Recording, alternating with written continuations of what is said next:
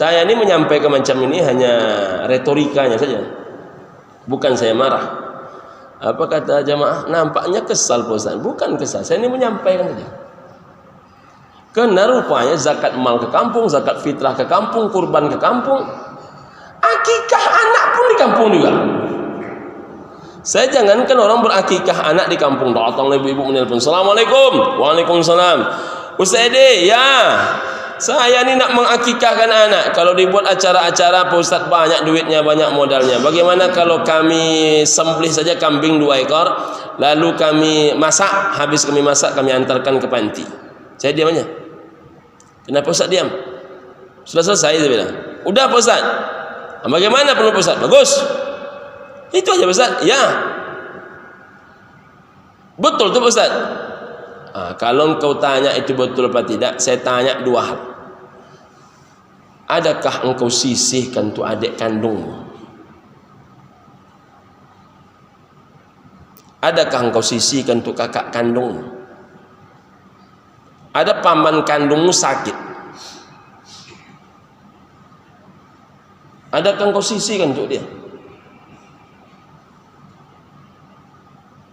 Ada pegawai masjid, bukan pegawai masjid Ar-Rahman ini, cap-cap mau aja makannya, adakah engkau hantarkan kepada mereka?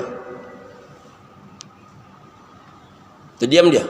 Saat dia terdiam tu saya pukul sekali lagi. Terus tetanggamu engkau kasih apa? Tetanggamu dapat apa? Yang nampak mobil Fortunermu masuk dan keluar itu dia. Yang tahu engkau jadi kasubak dan kabak itu dia. Yang tahu engkau berduit tak berduit itu dia. Lalu engkau kasih dia apa? Diam dia.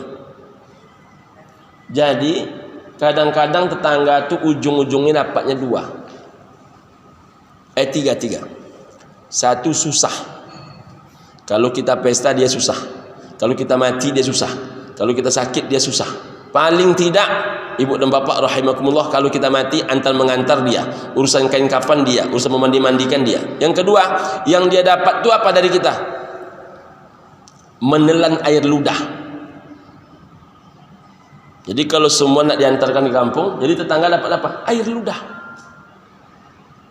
Kalau semua orang berfikir orang Pekanbaru ini dah kaya-kaya, kalau sempat pula serentak orang memikirkan hal itu, jadi orang-orang yang susah Pekanbaru ini siapa yang menyelesaikan?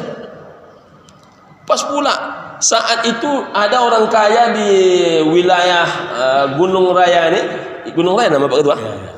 20 orang kaya di sini, 20 sama pemikirannya. Di Siko kanlah banyak orang membantu. Zong lah sudah. Yang kaya itu cuma 20 orang. 20 orang yang ngantar tempat lain semua. Tetangga zong. Kata dia. Akhirnya dapatnya apa?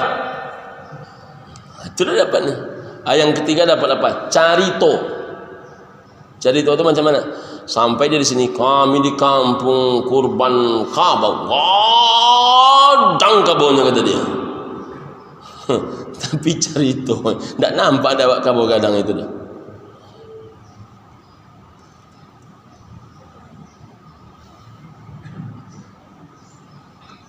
Macam tu.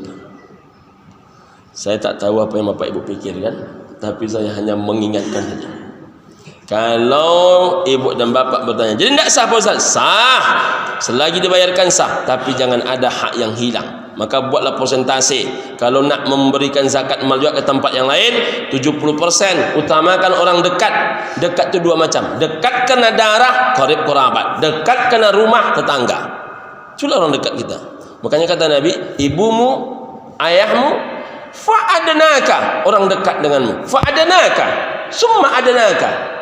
Fa'adanaka, summa adanaka. Lalu orang yang dekat denganmu, kemudian orang yang dekat denganmu.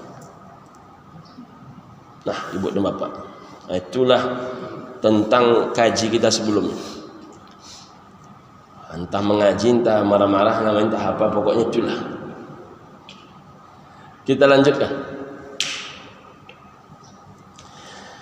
La yamna'u ahadukum jarahu ayyad'a khashbatahu ala jidarih. Jangan kalian melarang, kata Nabi, tetangga kalian menyandarkan kayu ke dinding rumah kalian. Ini berat nih. Jangankan ini, membagikan zakat fitrah ke tetangga pun berat.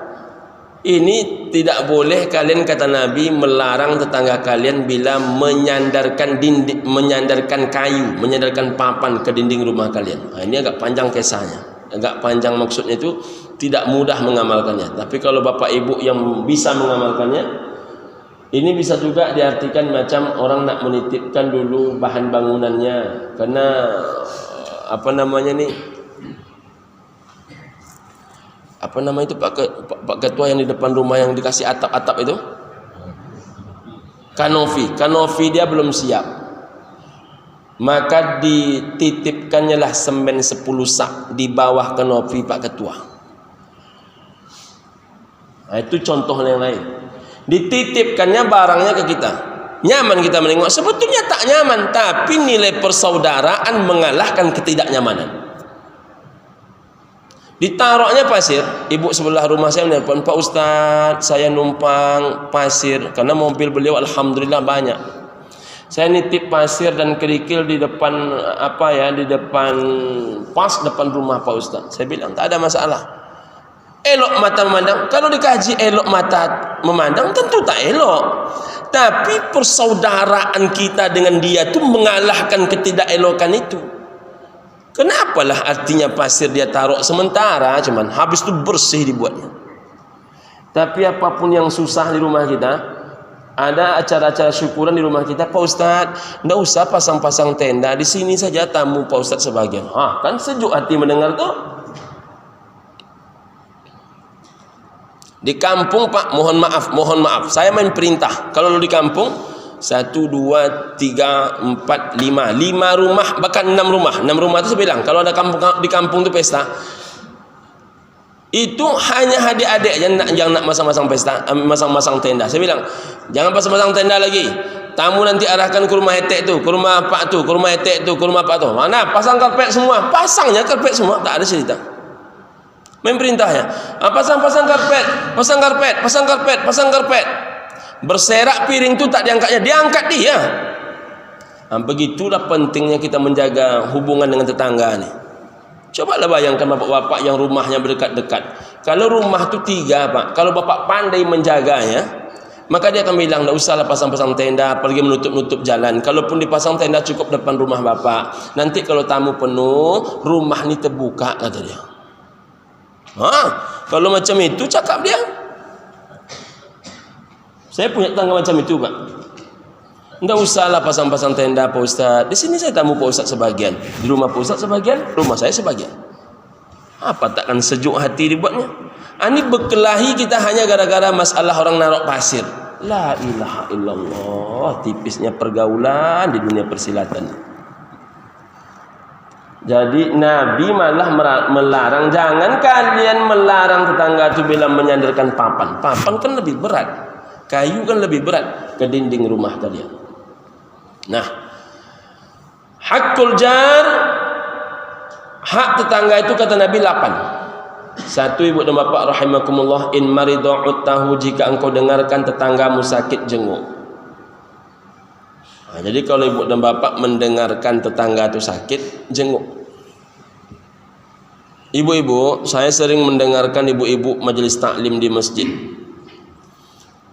Apa kata pengurus? Ibu-ibu, ada anggota kita yang sakit. Ada ibu ketua.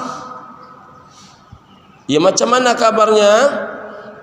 Sudah 2 hari dia di rumah sakit bu ketua. Tunggu dulu, kita tunggu 3 hari. Nanti kalau sudah 3 hari baru kita jenguk. Karena aturan kita di majelis taklim ni, kalau sakit baru dijenguk kalau 3 hari. Kalau 2 hari tak dijenguk, malam tu mati ibu tu.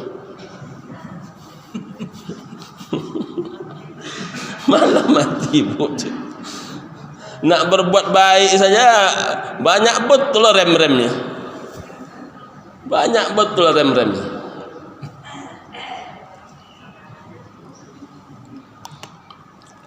Padahal Nabi tidak menyuruh membawa buah.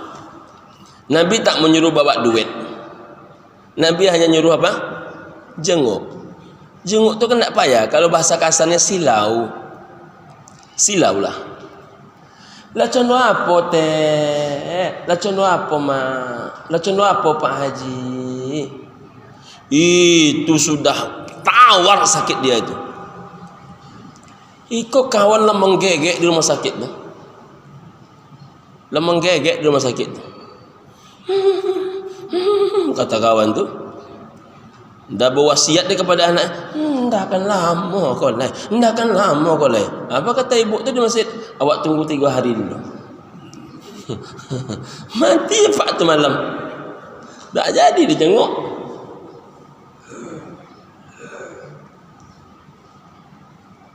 Pernah pula saya mendengar, Bu pengurus, ya ada ini kita anggota pengajian kita sakit. Ditanya oleh ibu tu, sakitnya di rumah apa di rumah sakit? Di rumah Bu, dia tak mau ke rumah sakit, takut dia diginikan digitukan. Saya tak lanjutkan kalimatnya, pandailah Habib Bapak menyimpulkan. Oh iyalah, kalau sakitnya di rumah itu tidak ada bantuan. Bantuan tu 100.000 loh. Tak jadi dibantu. Tak jadi dibantu. Apa tu kaki lah kateh. Dek menahan sakit. Tak jadi ditengok. Kalaupun tak jadi pun ditengok. Ada kemarin jamaah datang. Ramai Bapak Ibu rahimakumullah. Habis dia menjenguk saya. Takziah ayah kandung saya. Ayah berpulang ke rahmatullah beberapa hari yang lalu. Setelah itu apa kata dia?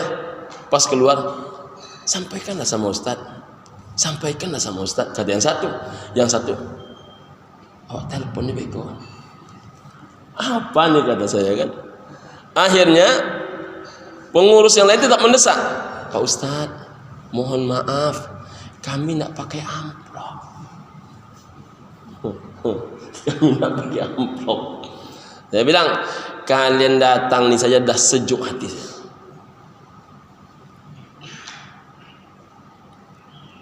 Kalian datang ni dah sejuk hati saya. Apa nakkan sejuk hati? Awak sedang bersedih orang datang. Kalaupun ibu bapak bawa buah tu ke rumah sakit menengok orang sakit tu, takkan dia makan. Siapa yang memakannya? Cucu dia. Cucu dia cak mau apa nampak apa dimakan dia. Ayah datuk ni, ayah ni pisang, enggak. Ni lontong malam, enggak. Menggeleng ke menggeleng. Apa kata kawan? Awak tunggu 3 hari dulu. Mati. Nyelap pahit seluruhnya kan. Jadi jangan kita ni menahan-nahan kebaikan. Kalau terdengar tetangga itu sakit, jenguk. Kalau kita yang sakit dijenguk orang, itu semangat untuk sembuh. Ini tidak menjenguk orang tak pernah. Dia sakit minta dijenguk. Dia tak pernah menjenguk orang. Ketika dia sakit, anaknya sakit, kami sakit kata dia, tidak ada orang menjenguk. Emangnya situ rajin menjenguk orang. Kajilah hidup nih, biar kita adil kepada orang, adil kepada diri. Yang kedua, wa in mata syayya'tahu, kata Nabi, jika engkau mendengarkan kabar tetanggamu mati, syayya'tahu, engkau hantarkan dia ke kuburannya. Jenazah itu ada 4 kewajiban kita kepada mereka. 1, memandikan. 2, mengkafankan. 3, mensalatkan. 4 adalah ibu dan bapa menguburkan atau menghantarkan ke kuburan. Pahalanya 2 kirat. 2 kirat itu 2 gunung Uhud. 1 gunung Uhud itu 3 kilo kali 22 kilo. Jadi gunung Uhud itu lebarnya 3 kilo, panjangnya 22 kilo. Itu luas pahalanya. Bagaimana cara membaginya Pak Ustaz? Memandikan, mengkafankan, mensolatkan 1 gunung Uhud, menguburkan 1 gunung Uhud. Jadi yang paling besar pahalanya yang mana? Menguburkan. Yang ditinggalkan orang biasanya yang mana? Menguburkan. Waktu memandikan paling tidak dia datang. Waktu mengkafankan dia paling tidak ikut menengok. Waktu mensolatkan langsung ikut. Tiba giliran menghantarkan ke kuburan, muncullah cerita. Dek, ambo tak bisa, mohon maaf. Ambo sibuk. Ambo sibuk, ambo ada kerajo, ambo ada tamu. Makanya yang paling sikit orang ikut menghantarkan jenazah. Padahal pahala paling banyak itu menghantarkan jenazah. Terbalik dengan orang di Mekah, orang di Madinah, yang paling banyak orang berebut itu waktu menghantarkan jenazah. Kalau mensolatkan itu kan memang disolatkan di tanah suci itu ya pasti ke Masjidil Haram, Masjid An-Nabawi, ramai orang mensolatkan. Tapi giliran menghantarkan ke kuburan itu berebut. Sekarang Ustaz disiapkan itu mobil-mobil kecilnya, berebut naik ke mobil itu, karena mereka tahu pahalanya macam mana. Ibu dan bapak rahimakumullah. Jadi kalau terdengar kabar ia mati, hantarkan ke kuburannya. Kalau bapak ibu sering menghantarkan orang ke kuburan, itu insyaallah lambat laun hati lembut. Lambat laun hati lembut. Macam mana tak lembut? Dia pejabat, orang hebat, orang kaya, orang pintar, rupanya matinya tetap juga mencium tanah. Yang ketiga, wa in iftaqara aqarattahu, kata Nabi, jika engkau mendengar kabar tetanggamu dalam keadaan butuh, Nabi bukan menyuruh engkau lunaskan, tapi pinjamkan dia. Pinjamkan. Betapa ringannya Nabi menyuruh kita. Kalau sempat kata Nabi, kalau orang tu butuh, kau kasih, kau lunaskan, kau bayarkan. Wah, itu berat itu. Tapi kata Nabi, engkau pinjamkan dia. Bu Hajah kata dia, saya ni punya hutang. Orang yang tempat saya berhutang ni tak mau saya ini diberikan waktu panjang. Bolehkah saya pinjam uang Bu Hajah 500.000, kata dia. Dan kita menengok orang tu amanah. Hanya dia tak tahan, diminta-minta terus. Maka ibu dan bapak rahimakumullah, tapi Bu Hajah waktunya agak longgar ya, kata dia. Saya pasti bayar, kata dia. InsyaAllah sebelum saya mati saya bayarkan. Tapi Bu Hajah jangan terlalu dipaksa-paksa saya dalam waktu dekat ya, kata dia. Paling tidak saya minta waktu 5 bulan. 5 bulan hanya 500.000. Bagi kita sebahagian 500.000 itu sedikit. Tapi bagi orang tertentu 500.000 itu sangatlah besar. Maka kata Nabi, pinjamkan dia. Pak Haji, kata dia, motor saya ini nak ditarik orang. Berapa, kata Pak Haji? 1,2. Duit adanya cuma 700. Boleh saya pinjam 500 Pak Haji? Ada insyaallah uang masuk nih sekitar 8 hari lagi. Pinjamkan. Selagi bapak bisa minjamkan, pinjamkan. Tak bisa bapak meminjamkan, paling tidak mampu bapak berapa? Jangan zong. Orang butuhnya 500, mohon maaf saya tak cukup. Ini ada 100.000 rupiah. Paling tidak itu. Jangan kosong melompongnya. Kita ini kan pernah merasakan hidup susah. Hidup kita ini pernah merasakan pahit. Entahlah kalau bapak-bapak tiba-tiba kaya saja kan. Kita ini banyak yang hari ini mungkin agak berduit-duit selayang, dulu pernah merasakan pahit hidup. Nah, jadi ingat-ingatlah ketika susah itu. Nah, gitu. Ya Pak Ketua. Saya cerita ke orang, saya tak makan 2 hari, kadang-kadang jamaah tak percaya. Saya bilang, saya masuk ke Pekanbaru tak makan 2 hari, saya bilang. Duit dikasih ayah cuma 5.000. Lalu mengagak-ngagak duit 5.000 ni, kita nanti baru pulang Rabu depan, hari ini baru Selasa baru. Macam mana magak duit 5.000 ni? Ongkos superband di situ, semuanya di situ. Nak dituju nak pula ada. Baru saya mendengarkan orang, mohon maaf ini, yang betul-betul hebat tawaran dia setelah kita macam ni. Jadi Ustaz, sakampung rupanya sama ambo yo. Iyo ya anda. Kenapa dulu waktu kuliah nak datang-datang ke rumah? Setelah awak macam ni kau ngecek macam tu.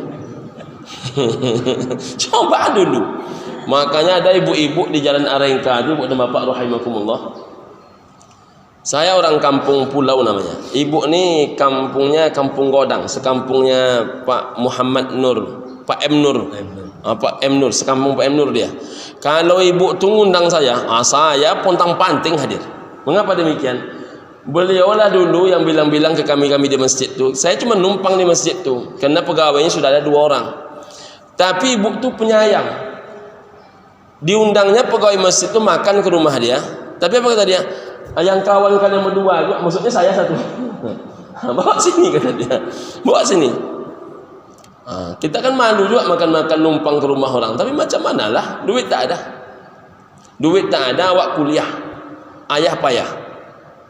Apabila saya makan di situ, rupanya dibuatnya kita macam anak dia. Makan. Jangan malu-malu. Awalnya malu-malu saya, habis itu tidak ada malu lagi. Di mana-mana saya cerita itu. Beliau tidak ingat, Pak. Ini saya merinding ceritakan demi Allahnya. Di dalam masjid saya cerita. Beliau tak percaya karena kata beliau, ini kata beliau. Ada orang yang selalu menyebut nama saya, kata dia. Setiap ceramah katanya saya berjasa. Dicarinya rupanya karena sudah sering dia mendengarkan saya cerita macam ni. Bu Hajaida namanya. Ibu dan bapak rahimakumullah. Dicarinya suatu kali saya ceramah di rumah Pak Herman Abdullah. Dia datang. Karena rupanya dia masih keluarga Pak Herman. Habis saya ceramah itu, Ustaz, kata dia, saya ni Bu Ida. Oh, semenjak itulah kami berjumpa kembali. Apapun dia telpon, apapun dia panggil, nanti ada acara di rumah datang ya. Itu kalang kabut saya hadir. Macam itu saya menghargai. Jadi kita ni pernah merasakan susah, pernah merasakan sulit. Saya yakin Bapak Ibu ni banyak merasakan sulit dulu. Cuman sekarang agak berduit-duit selayang. Jangan kita ni lupa. Jangan lupa. Jadi kalau ada orang yang sulit, pernah merasakan sulit macam kita ni, orang kalau kita sulit, Pak, jangankan ngasih, mohon maaf, meminjamkan pun payah orang. Apa kata orang? Saya bukan tak mau meminjamkan pusat, tapi kalau nengok modelnya nampaknya tak dibagi kalau Ustaz. Nengok model tak dibagi. Terakhir untuk hari ini sebelum pertanyaan. Hari ini 4 dulu. 4 lagi insya-Allah di pertemuan selanjutnya. Wa in a'waza satartahu, jika engkau mendengarkan kabar tetanggamu dalam keadaan kesukaran, satartahu kata Nabi, maka tutup kesukarannya. Lepaskan kesulitannya, lepaskan beban punggung dia. Nampaklah anak-anak kecil-kecil berlari-lari di masjid. Datanglah ibu-ibu ni, Bu Hajah. Anak siapa yang berlari-lari? Rupanya maknya di situ. Anak ambo Bu Hajah. Mengapa nak sekolah anak-anak kau? Orang sekolah, awak tak sekolah. Maaf Bu Hajah, anak ambo tu belum boleh masuk. Kenapa alun boleh masuk? Karena Bu Hajah menunggak SPP-nya. Berapa bulan? 6 bulan. 6 bulannya. Berapa pitinya? Sebulan berapa? Sebulan 1 juta Bu Hajah. Kata dia.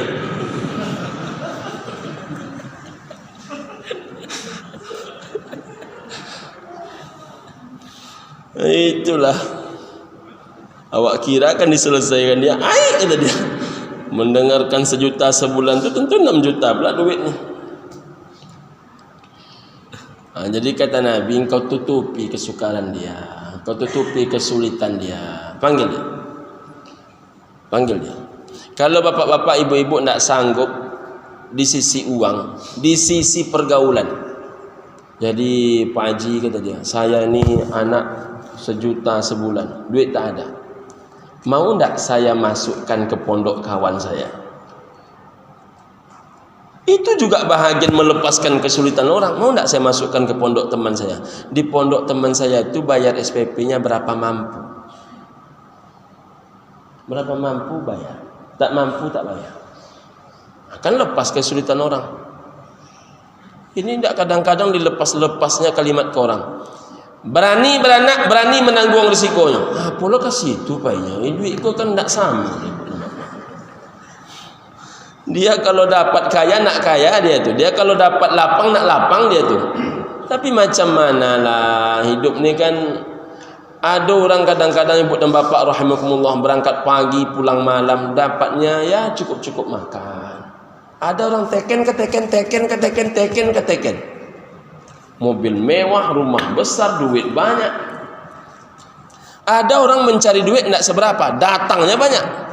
Ada orang tunggang langgang, duitnya tak dapat nampak. Itulah kehidupan. Kadanglah pucek muka kawan mencari piti. Namun tak dapat juga. Macam mana?